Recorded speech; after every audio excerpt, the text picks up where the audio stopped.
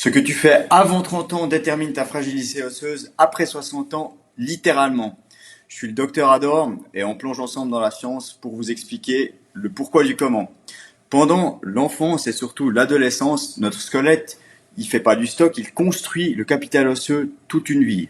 La majeure partie, en fait, de la masse osseuse adulte, elle se gagne avant 20 ans. Et une fois ce peak bone mass atteint, on ne peut plus revenir en arrière, on a un déficit significatif.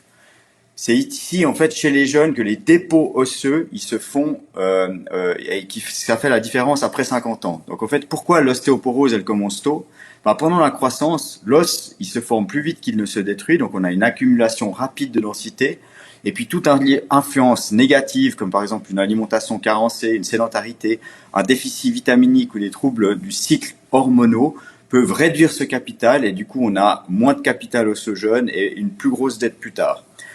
Spécifiquement chez les femmes, c'est important parce qu'en fait, les femmes, elles atteignent leur pic osseux plus tôt que les hommes et ont souvent une densité maximale plus basse spontanément.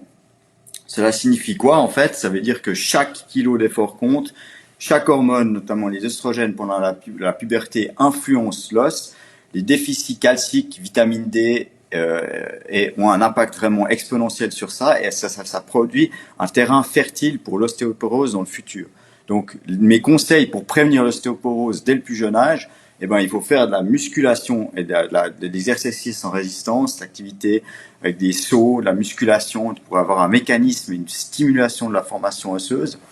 Il faut faire une nutrition intelligente, donc suffisante en calcium, en vitamine D, en protéines de qualité et en créatine pour le matériel de construction osseuse. Il faut faire attention aux hormones, avoir des cycles réguliers chez les filles, ça signale un bon environnement endocrinien pour l'os.